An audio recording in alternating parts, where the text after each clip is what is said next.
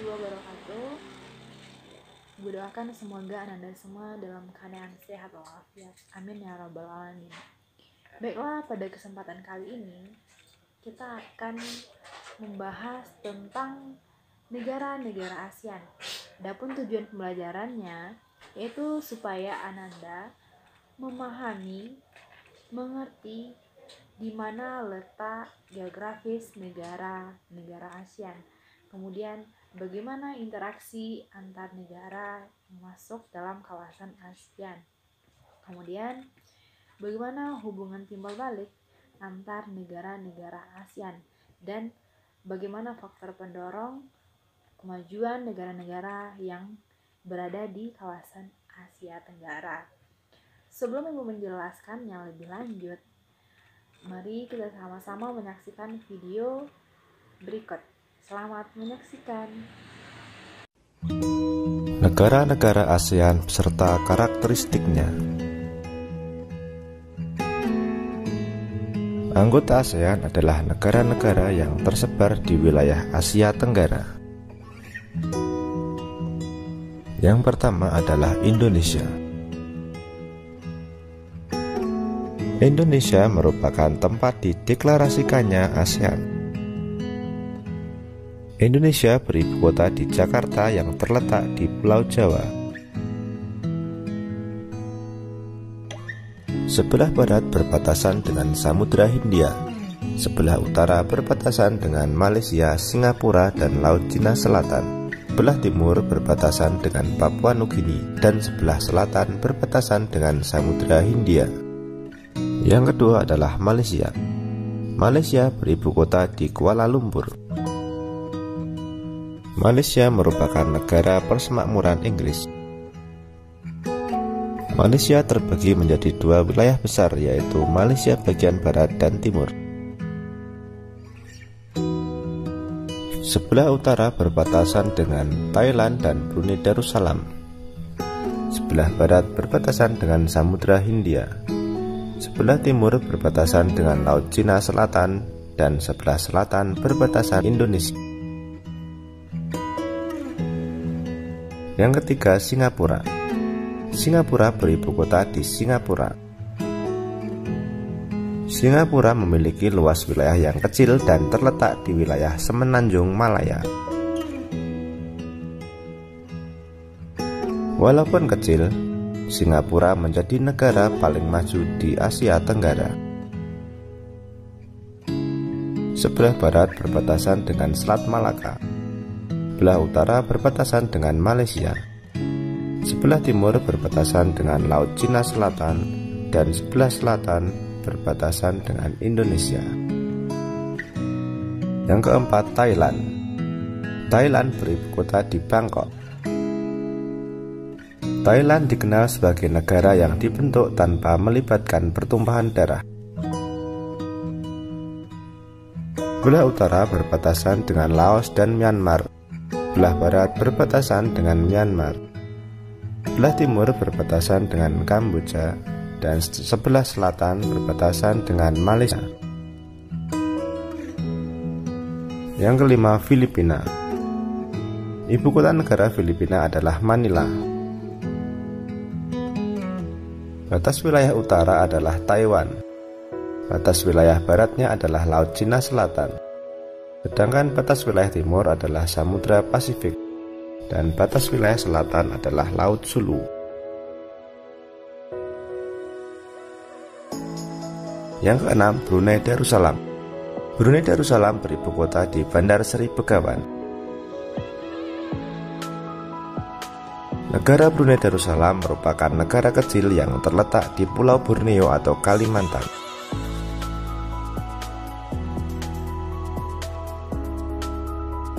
Letak geografisnya adalah sebelah barat, timur, dan selatan berbatasan dengan Malaysia, sementara sebelah utaranya berbatasan dengan Laut Cina Selatan. Yang ketujuh adalah Vietnam. Ibu kota negara Vietnam adalah Hanoi. Sebelah utara berbatasan dengan negara Cina. Sebelah timur berbatasan dengan Laut Cina Selatan. Sebelah selatan juga berbatasan dengan Laut Cina Selatan, dan sebelah barat berbatasan dengan negara Laos dan Kamboja.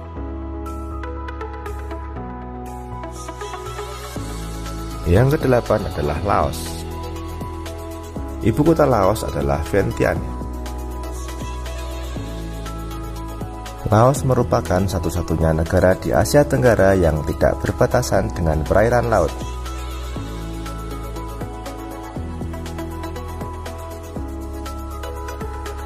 Sebelah barat berbatasan dengan Myanmar, sebelah utara berbatasan dengan Cina, sebelah timur berbatasan dengan Vietnam, dan sebelah selatan berbatasan dengan Kamboja. Yang kesembilan, Myanmar. Ibu kota Myanmar adalah Naypyidaw. Batas sebelah barat adalah Bangladesh, batas sebelah utara adalah Cina, sedangkan batas sebelah timur adalah Laos dan Thailand, dan batas sebelah selatan adalah Teluk Benggala.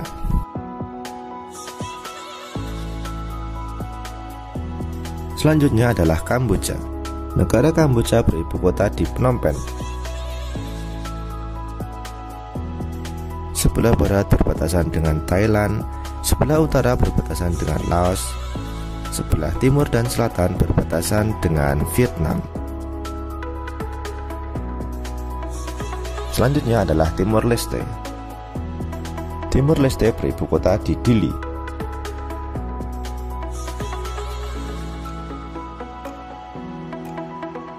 Timor Leste dulu bernama Provinsi Timur Timur sebelum melepaskan diri dari Indonesia. Sebelah utara berbatasan dengan Selat Umbal dan Selat Wetar. Belah timur berbatasan dengan Laut Arafuru. Belah selatan berbatasan dengan Laut Timur. Dan sebelah barat berbatasan dengan Nusa Tenggara Timur. Baiklah, setelah Ibu tampilkan video, Ananda-ananda sekalian sudah paham ya, atau sudah mengetahui negara-negara apa saja yang termasuk ke dalam negara-negara ASEAN. Baik, di sini Ibu akan menjelaskan secara rinci mengenai topik kita pada hari ini, di mana kita mengenal negara-negara ASEAN. Oke, mari kita lihat. Oke, yang pertama di sini, di mana sih letak geografis negara-negara ASEAN itu? Oke, secara geografis, ASEAN terletak di antara benua Asia dan benua Australia, serta Samudra Pasifik dan Samudra Hindia. Artinya, negara-negara ASEAN ini terletak antara dua benua dan juga dua samudra. Oke. Nah, selanjutnya, di mana sih letak koordinat negara-negara ASEAN itu? Sebelumnya, Ibu kasih tahu bahwa letak koordinat itu adalah letak suatu daerah berdasarkan garis bujur dan garis lintang. Ya, jadi negara-negara ASEAN ini berada pada koordinat 29 derajat lintang utara sampai dengan 11 derajat lintang selatan dan 92 derajat bujur timur sampai dengan 141 bujur timur. Oke. Next. Bagaimana interaksi antar negara-negara yang ada di ASEAN? Oke. Di sini interaksi. Kita bahas sedikit mengenai interaksi. Interaksi itu adalah hubungan timbal balik, ya. Nah, jadi bagaimana interaksi antar negara-negara yang ada di ASEAN itu? Interaksi negara ASEAN adalah kerjasama antara negara di kawasan Asia Tenggara, baik itu dalam bidang sosial, bidang ekonomi, bidang politik, pendidikan, dan bidang lainnya. Artinya kerjasama ya pada bidang-bidang tertentu gitu. Adapun faktor pendorong terjadinya kerjasama antara lain adanya kesamaan dan perbedaan sumber daya alam dan kondisi geografis. Contohnya, Indonesia dengan negara tetangga yang terdekat, dengan Singapura misalnya, atau dengan Malaysia. Nah, tentu ada kesamaan, misalnya kondisi geografis kita dengan Malaysia itu sama, kemudian adanya perbedaan sumber daya alam kita dengan negara tetangga kita, dan itu adalah faktor pendorong terjadinya kerjasama antar negara. Ya. Oke. Kemudian, bagaimana bentuk-bentuk kerjasama negara-negara di ASEAN? Ya, kita lihat. Pada bidang sosial dan budaya, pada bidang sosial dan budaya, di mana tujuan dari bidang ini untuk menciptakan kerukunan dan kemajuan bersama antar negara anggota. Ya, dengan di bidang sosial dan budaya ini, gunanya ya untuk menciptakan kerukunan dan kemajuan antar negara-negara anggota ASEAN. Kemudian apalagi tujuan kerjasama di bidang politik dan keamanan. Ini seragam TNI ya. Politik dan keamanan ini bertujuan untuk menciptakan keamanan, stabilitas, dan perdamaian di kawasan Asia Tenggara. Kemudian, bagaimana lagi di bidang pendidikan? Ini kita lihat gambar anak sekolah dasar ya. Ini ya Android. Kemudian pada saat sekarang ini, kan kita sudah menggunakan Android. Ada sekolah yang setelah menggunakan Android untuk untuk ujian. Ya. Jadi bukan untuk main-main saja Android ini ya. Bagaimana sih kerjasama dalam bidang pendidikan?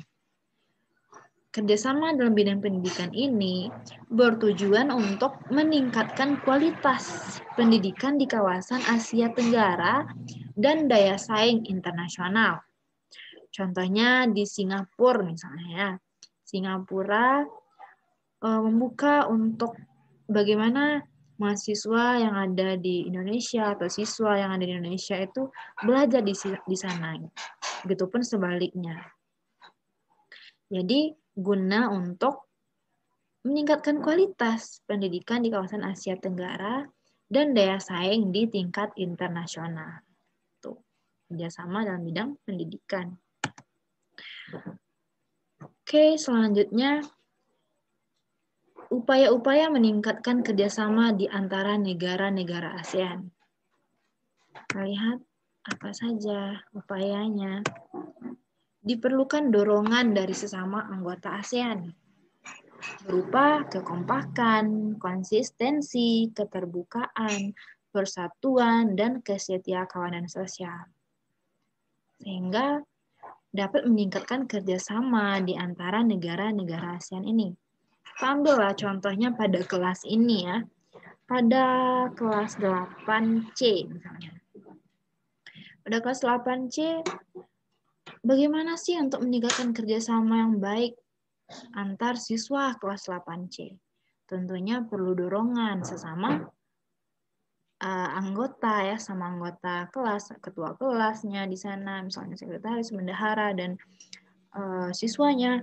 Itu perlu adanya kekompakan, perlu adanya konsistensi, keterbukaan, persatuan, dan kesetiakawanan sosialnya itu, sehingga mampu meningkatkan kerjasama di antara kelas C, dan begitu pun dengan negara-negara ASEAN. Ya. Oke, selanjutnya pengaruh perubahan dan interaksi keruangan terhadap kehidupan di negara-negara ASEAN. Kita lihat apa saja. Yang pertama ada perubahan ruang dan interaksi antar ruang akibat faktor alam. Ya, itu mampu merubah interaksi dan interaksi keruangan terhadap kehidupan di negara itu. Kemudian pengaruh perkembangan ilmu dan teknologi terhadap perubahan ruang, kemudian pengaruh perubahan ruang terhadap kehidupan ekonomi, dan yang keempat pengaruh konvensi lahan pertanian ke industri dan pemukiman terhadap perubahan ruang dan interaksi antar ruang. Konvensi lahan ini maksudnya di sini adalah di mana lahan pertanian sudah dibuat menjadi pemukiman. sudah dibangun gedung-gedung tinggi. Itu adanya konvensi lahan. Dan itu mempengaruhi perubahan dan interaksi keruangan terhadap kehidupan di negara-negara Asia Tenggara. Ya. Oke, selanjutnya ini ada tugas bacalah materi dari sumber terpercaya ya. Setelah Ibu jelaskan materi ini, Ananda semua diharapkan untuk membaca materi ini lagi dari sumber terpercaya. Dari buku-buku yang telah Ibu berikan atau dipinjam di perpustakaan di sekolah ya, sebelum pandemi gitu. Lalu Ananda sekalian buatlah peta konsepnya. Membuat peta konsepnya sudah tahu ya. Oke, sekian untuk pembelajaran kita pada hari ini. Dan jika ada pertanyaan, mari kita diskusikan di via grup WhatsApp. Sampai jumpa. Assalamualaikum warahmatullahi wabarakatuh.